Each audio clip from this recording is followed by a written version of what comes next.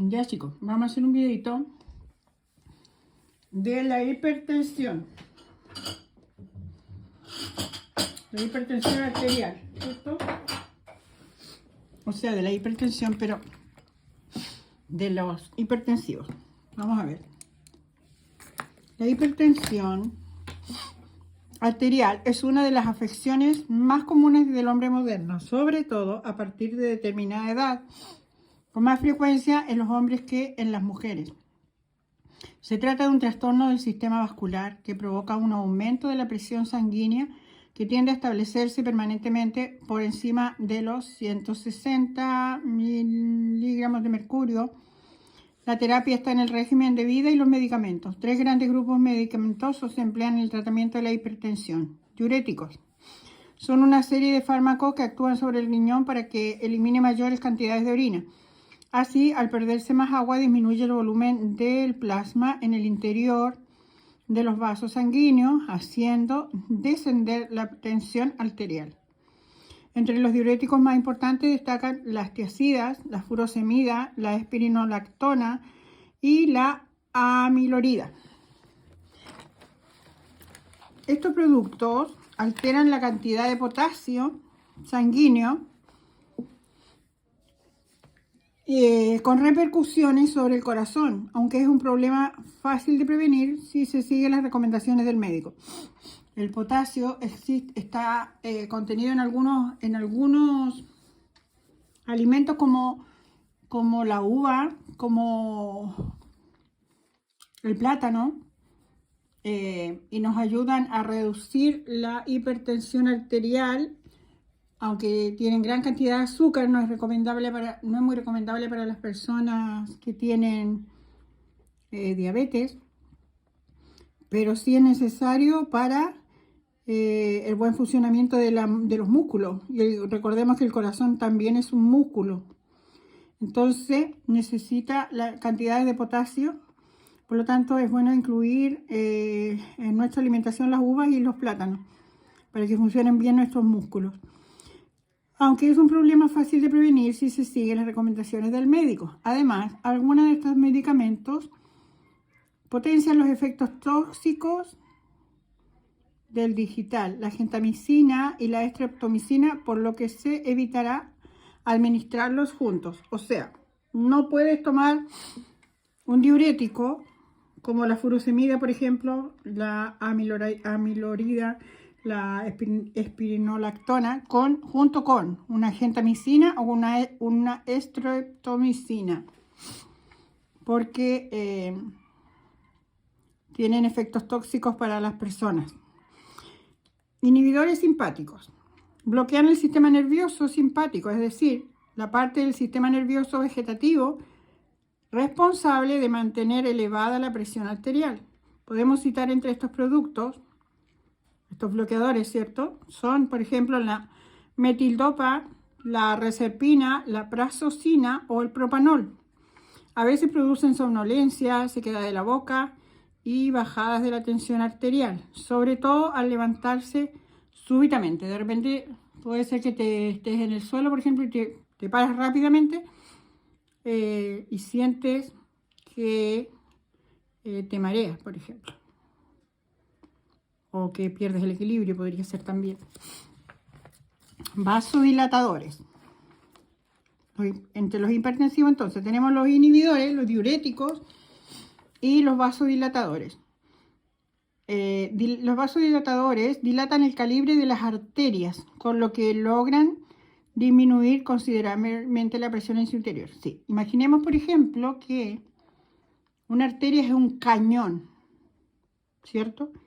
Un cañón, y que la grasa que consumimos es el hollín, ¿cierto? Que es esta cosa de madera quemada que se va pegando alrededor del cañón, ¿cierto? Supongamos que este es el cañón, ¿cierto? Adentro se va pegando la grasa que consumimos y que no se elimina o no se consume porque somos personas muy que no nos movemos, ¿cierto? Que no gastamos el alimento que consumimos.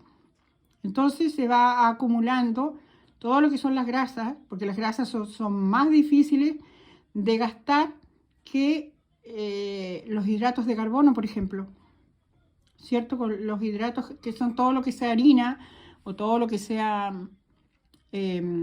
dulces, es más fácil que nuestro cuerpo haga uso de esos carbohidratos dentro de una cantidad de comida, ¿cierto? Es más fácil para el cuerpo gastar esa energía que gastar la grasa. ¿Por qué? Porque el cuerpo se defiende para conservarse. La grasa es necesaria para otras funciones de nuestro organismo, como por ejemplo las de reproducción. Por eso las personas que son muy delgadas demoran mucho en quedarse embarazadas. ¿Por qué? Porque sus hormonas no se producen en la cantidad suficiente. O a veces tienen amenorrea, por ejemplo, que no tienen la menstruación, o a veces se les anula.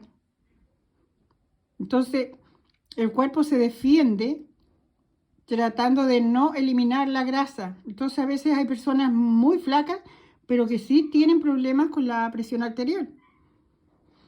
Bueno, para este problema, los vasodilatadores, ¿cierto? Dilatan, como dice el nombre, las arterias, ¿cierto? Y hacen que la sangre fluya con más rapidez y disminuye la presión en el interior, ¿cierto? De los vasos sanguíneos o de las arterias. Dada su eficacia como moderadores de la tensión, se reservan para el tratamiento de la crisis hipertensiva y para aquellos pacientes resistentes a otros tratamientos más suaves. Claro, a lo mejor no le funciona el diurético, ¿cierto? Y en esos casos hay que usar algo más que haga más efecto, como son los vasodilatadores, sobre todo cuando las presiones sufren una crisis. La industria farmacéutica sigue elaborando nuevos y más eficaces preparados contra la hipertensión. Entre los más recientes destacamos los inhibidores de calcio, el captoprilo y la quesanterina. O sea, que vestimos a uno, a un santo para vestir al otro. Inhibir el calcio es atacar tus huesos. Durante el uso de fármacos antihipertensivos es imprescindible controlar periódicamente las cifras. ¿Dónde estábamos? Es imprescindible controlar periódicamente las cifras de tensión para ajustar la dosis. Claro, o sea, con el uso de fármacos hay que estarse controlando para que el médico vaya viendo si te ajusta la dosis, te la aumenta o a lo mejor te la disminuye. ¿Por qué?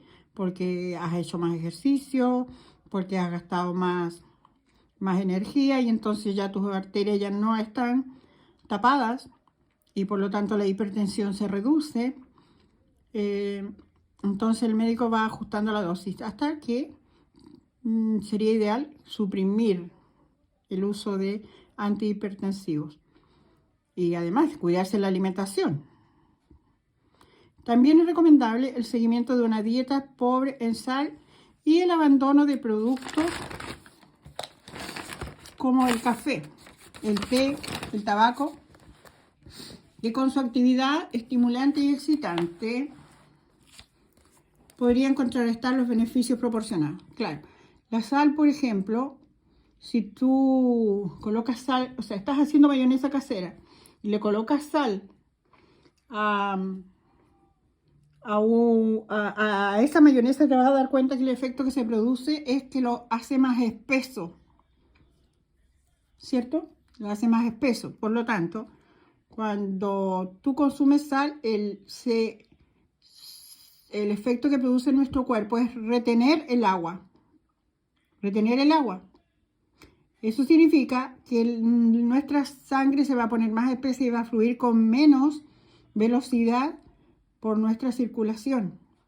Entonces, en ese en ese cuadro. Entonces, obviamente, la presión arterial de las personas que ya tienen ese problema lo aumentan, ¿cierto? Porque la idea es que la sangre fluye con más rapidez para evitar la hipertensión. Pero si nosotros consumimos sal, entonces retenemos el agua y hacemos que nuestra sangre sea más espesa, como el ñache ¿cierto? Cuando la gente en el campo hace asado, sabe muy bien cuál es el efecto que provoca la sal, que es el mismo que yo les decía en la mayonesa. Los antiulcerosos, las úlceras gástricas, intestinal o duodenal, es un proceso patológico de las vías digestivas que se caracteriza por un deterioro de la mucosa y capa conjuntiva. Muy dolorosa, resulta habitual a partir de los 80, 90 años. Se trata con régimen alimenticio y con medicamentos. En el mercado farmacéutico actual existen varios tipos distintos de fármacos contrarios a esta afección, cada uno de los cuales poseen propiedades diferentes. Antiácidos han sido unos clásicos colaboradores en el tratamiento de las afecciones gástricas. Son productos capaces de neutralizar la acidez producida por un aumento del jugo gástrico y suelen administrarse en forma de pastillas, polvos, soluciones. Generalmente producen estreñimiento, excepto los preparados de magnesio que facilitan las deposiciones, o sea, facilitan el ir al baño. Se evitará administrar antiácidos con otros medicamentos, pues dificultan la absorción de los productos. Antidiarreicos y laxantes. Este es otro tema, ¿cierto? Porque estábamos en los antihipertensivos. Pero también son fármacos que regulan el ritmo intestinal. Los antidiarreicos frenando las diarreas. Y los laxantes venciendo la tendencia y el estreñimiento. Claro. Existe una larga lista de antidiarreicos. Estos fármacos solo son necesarios en caso de grandes diarreas intensas y molestas o en diarreas de larga evolución, en el resto de los cuales basta con una dieta que permita el reposo del estómago. Claro, a veces hay cosas que te hacen, como la fruta, por ejemplo, que hacen ir al baño más frecuentemente, pero eso no es considerado una diarrea. Una diarrea patológica es cuando has comido algo que contiene, que generalmente es por falta de higiene o porque, no sé, se contaminó y puede provocar diarrea. Similar situación se repite con los laxantes, cuyo uso debería ser mínimo si se realizase una alimentación correcta con suficiente fibra vegetal y se adoptase unas condiciones de vida que permitiesen combatir el estreñimiento de un modo natural.